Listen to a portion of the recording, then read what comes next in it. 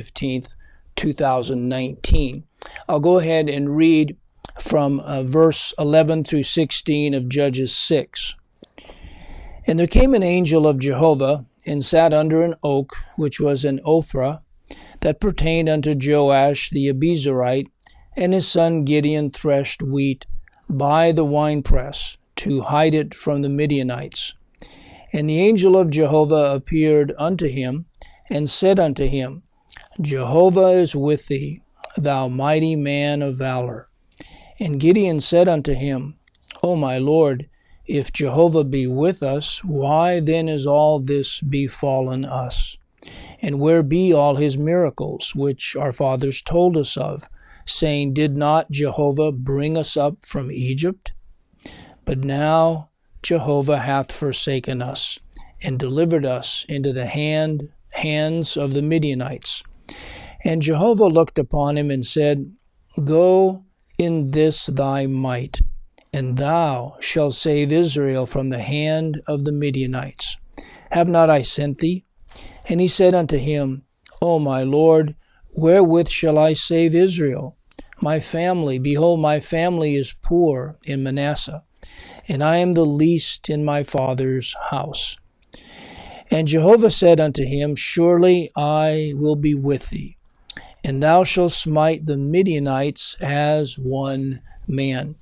In our last study, we had to stop abruptly because we ran out of time, and we were considering this word miracles, and where be all his miracles, in verse 13, and this is Strong's number 6381, and it's very commonly used as, or translated as, wondrous works, or wondrous or marvelous works. And we see this, for example, in some of these next citations.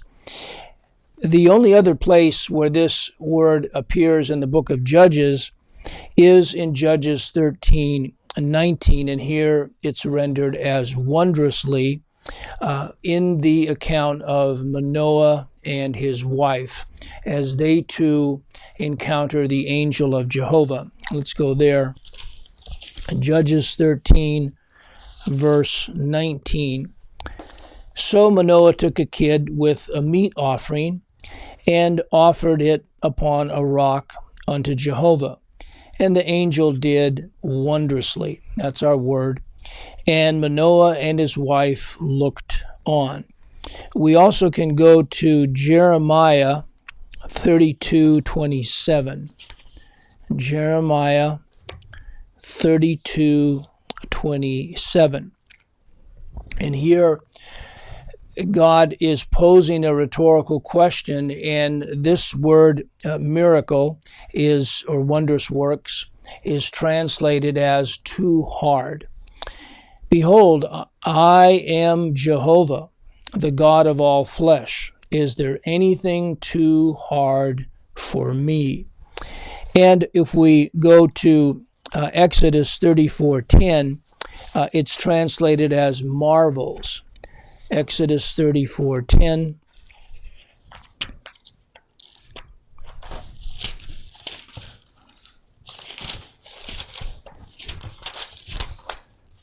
We read there, and he said, Behold, I make a covenant. Before all the people, I will do marvels, such as have not been done in all the earth, nor in any nation. And all the people among which thou art shall see the work of Jehovah. For it is a terrible thing that I will do with thee. Speaking about the Israelites, and of course we see that initially with the 10 plagues in Egypt, and now that they've entered into the promised land and God has given them tremendous victories in the promised land, as he had told them that he would. However, he also warned them that if they fell into sin, that he would use these heathen nations to chastise Israel. And so that's what we've been seeing over and over again.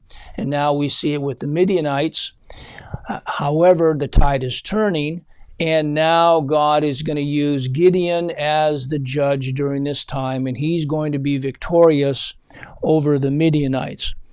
We can also go to Psalm 40, verse 5. Psalm 40, verse 5. And again, we see this word translated as wonderful. Many, O Jehovah my God, are thy wonderful works, which thou hast done, and thy thoughts, which are to usward. They cannot be reckoned up in order unto thee. If I would declare and speak of them, they are more than can be numbered. It's a tremendous verse because of the fact that not only is it talking about God's wonders and God's miracles, but it's also being associated with God's thoughts. And where do we find God's thoughts? Right here in the scriptures. And these are not all of God's thoughts, but these are God's thoughts that he has put into words, into sentences, into passages that he wants his people to know. It's a limited number, even though as far as we're concerned, this book is like drawing water out of an infinite well, as far as we are concerned, because it is really showing us the depth, the wisdom, the unsearchable riches of the Lord Jesus Christ. But there's much, much more than what God has condensed, we could say, in this book. One volume for his people to grow thereby, to absorb, to be nourished by the Word of God. We can also go to Psalm 106, verse 7. Psalm 106, verse 7. We read there, Our fathers understood not thy wonders in Egypt. They remembered not the multitude of thy mercies, but provoked him at the sea, even at the Red Sea. And it seems almost inconceivable that having witnessed these 10 plagues and this tremendous deliverance from the hand of the Egyptians, that they would forget this, that they would not remember these things. And we have to understand how this could happen. And the only way it can happen is you have a group of individuals, and the majority of them are not saved, which was the case because God said only the ones that are 20 years of age and under are actually going to make it to the promised land. Everyone else is going to die. Their carcasses are going to be left in that desert. And that tells us that they were not God's people. They represent God's people, but most of them were not saved. And if a person is not saved, then of course you're going to see a pattern of unbelief, a pattern of murmuring, a pattern of rebellion over and over and over again. Now, most significantly, we see this particular term, miracle, again, Strong's number 6381, translated in Psalm 119, verse 18, as wondrous things. And this is a marvelous passage because of the fact that God is giving this verse to us so that anytime we open the Bible to read, anytime we open the Bible to study, we want to keep this verse in the forefront of our minds. Psalm 119, verse 18, Open thou mine eyes, that I may behold wondrous things out of thy law. And in fact, what does this remind us of? If we go to Isaiah 9:6, which we hear quoted a lot at Christmas time, we find this, again, beautiful testimony here of the Lord Jesus Christ. For unto us a child is born, unto us a son is given, and the government shall be upon his shoulder, and his name shall be called Wonderful, Counselor, the mighty God, the everlasting Father, the Prince of Peace. So here again, we see that this word wonderful is actually related. It's identically spelled to, this is 6382 in Isaiah 9:6, and it's identically spelled to 6381 that we saw in Psalm 119, verse 18, and these other verses that I mentioned previously. Well, let's go back to Judges 6:13, and we find the phrase, which our fathers told us of, saying. And here we have three Hebrew terms, which our fathers is Strong's number 1, told is 5608, and us of saying is 559. They only surface together again in one other passage, and this is a very significant passage. It's Genesis 37:10. Genesis 37:10. Let's go there.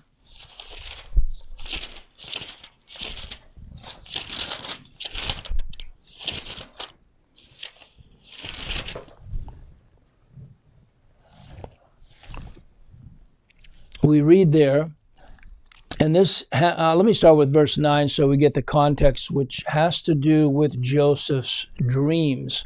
And he dreamed yet another dream and told it his brethren and said, Behold, I have dreamed a dream more. And behold, the sun and the moon and the 11 stars made obeisance to me. And he told it to his father and to his brethren. And his father rebuked him and said unto him, What is this dream that thou hast dreamed? Shall I and thy mother and thy brethren indeed come to bow down ourselves to thee to the earth? And it's curious because Gideon's alluding to the deliverance from Egypt is being contrasted. These same three words that we find in verse 13 of Judges 6 show up in Genesis 37:10. The very passage that is speaking or prefiguring the time when Jacob and his family would go into Egypt. And so it's very interesting how God has set this up.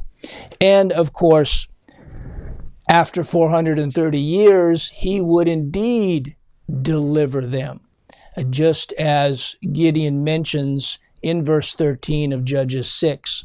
Now, again, we have to keep in mind that this is speaking about God's corporate people, which in turn is a representative of God's elect, because the Exodus is really a picture of deliverance from sin and Satan, because that's what Egypt represents, and it's a beautiful picture of salvation.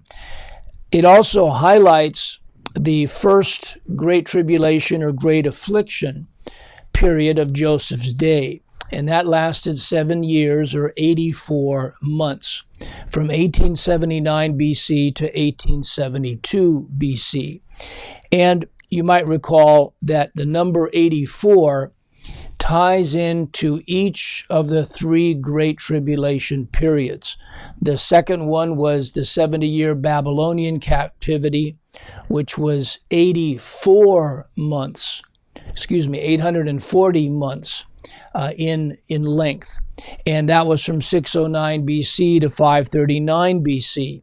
And then finally, the Great Tribulation of our day, which lasted 23 years or 8,400 days, from May 21, 1988 to May 21, 2011. And in our day, similar to the one in Joseph's day, which had to do with a literal famine, but in our day, we find that a spiritual famine is in view. And we read about that in a familiar passage, Amos 8, 11 and 12. Amos 8, 11 and 12. Behold, the days come, saith Jehovah God, that I will send a famine in the land, not a famine of bread, nor a thirst for water, but of hearing the words of Jehovah.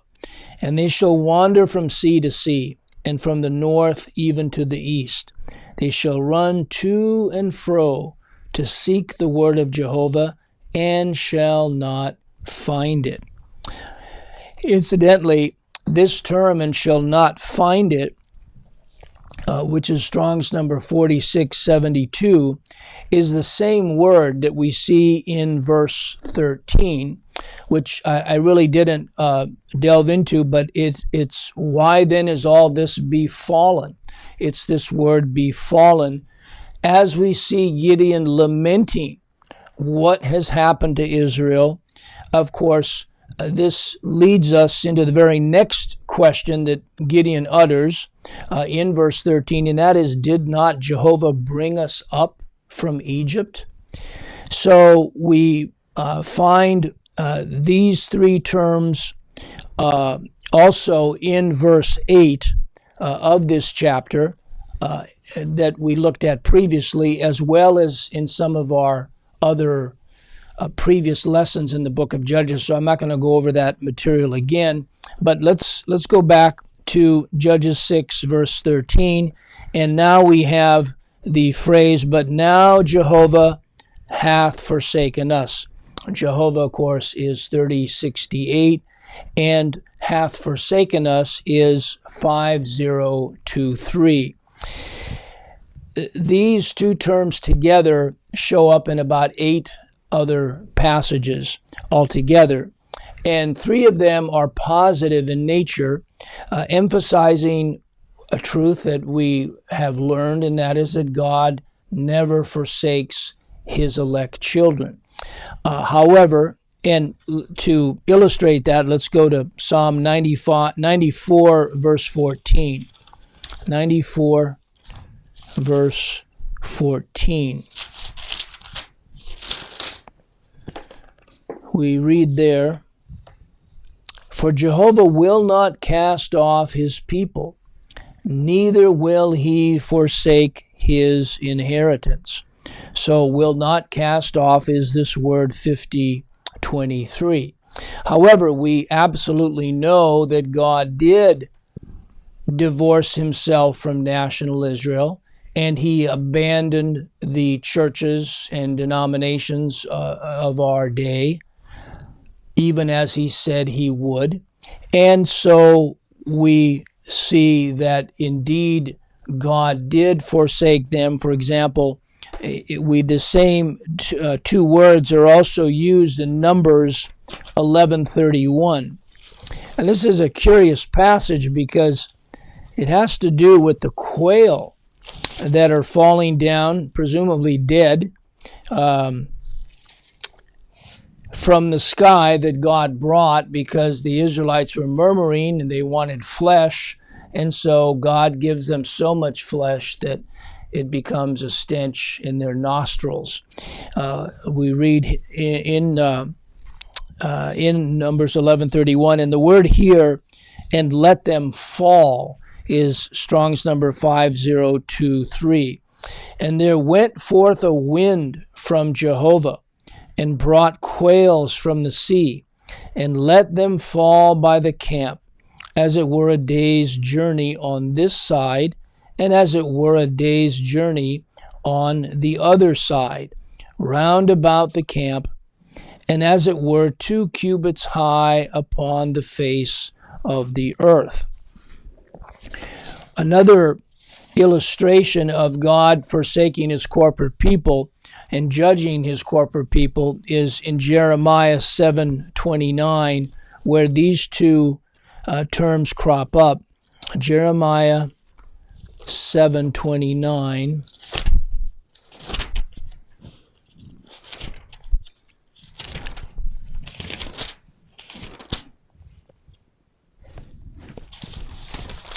We read there, cut off thine hair, O Jerusalem, and cast it away, and take up a lamentation on high places, for Jehovah hath rejected and forsaken the generation of his wrath. So once again, we see where God's judgment, to put it in New Testament terms, begins at the house of God, which is the flip side of the coin. The other side has to do with his judgment against Judah and Jerusalem, and the fact that they had to go into captivity for 70 years. Now, we can also go to Jeremiah 23:33. And Jeremiah 23 is a chapter that, like Ezekiel 34, it is really coming down hard on the pastors, on the leaders of the congregation, and just verse after verse after verse. But in verse 33, we read, and when this people or the prophet or a priest shall ask thee, saying, what is the burden or vision of Jehovah? Thou shalt then say unto them, what burden? I will even forsake you, saith Jehovah. And again, God is underscoring his judgment against his corporate people, against his own house. Now, let's go to one other passage, and this is 1 Samuel 12, 20 to 25. 1 Samuel 12, 20 to 25.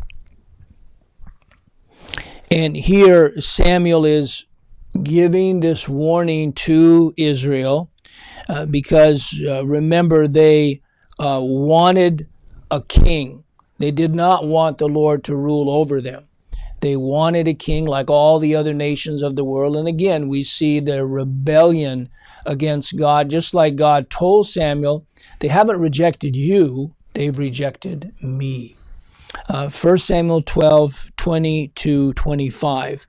And Samuel said unto the people, fear not, ye have done all this wickedness, but yet turn not aside from following Jehovah, but serve Jehovah with all your heart, and turn ye not aside.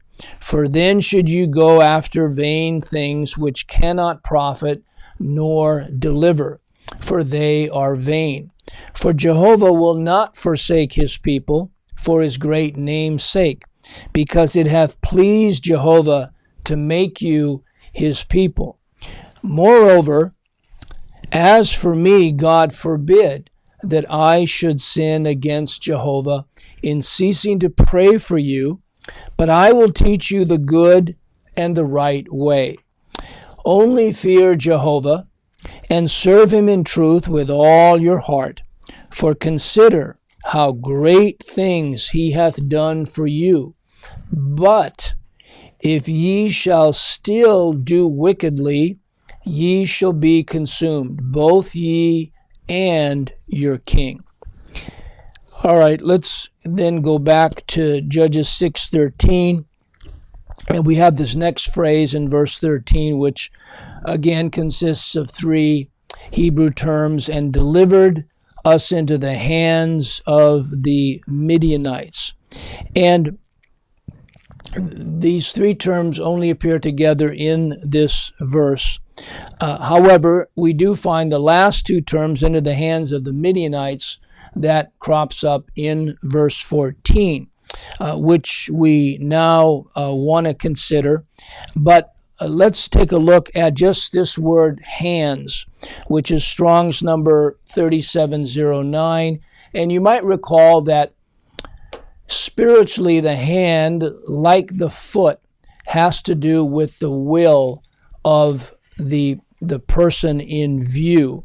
And so if we think about the fact that they fell into the hands of the Midianites, and of course this was God's will, but falling into the hands of the Midianites also means that their will, the Midianites' will, was being imposed upon the Israelites as a judgment from God.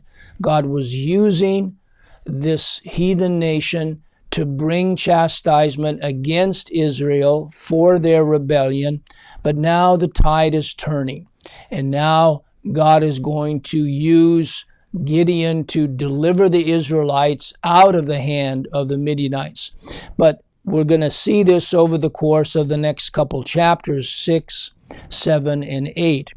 Now, keep in mind, too, that the oppression lasted 7 years. And 7 is a number that points to perfection. It's the perfection of chastisement against Israel at this time. Now, let's see how God uses this word hand or hands. We can go to Psalm 78. Psalm 78. And verses 68 to 72. Psalm 78, 68 to 72. Actually, I'll start with verse 67. Moreover, he refused the tabernacle of Joseph and chose not the tribe of Ephraim, but chose the tribe of Judah, the Mount Zion which he loved. And he built his sanctuary like high palaces, like the earth which he had established forever. He chose David, also his servant, and took him from the sheepfolds, from following the ewes great with young. He brought him to feed Jacob his people, and Israel his inheritance. So he fed them according to the integrity of his heart, and guided them by the skillfulness of his hands. So here of his hands is this word 3709. Now, I don't think we'll have time to go into verse 14, but I will read that, and perhaps you can be thinking about that as we will then cover this in our next study. Judges 6:14, and Jehovah looked upon him and said, Go in this thy might, and thou shalt save Israel from the hand of the Midianites. Have not I sent thee? So we hope you can join us for that, and thank you again for tuning in.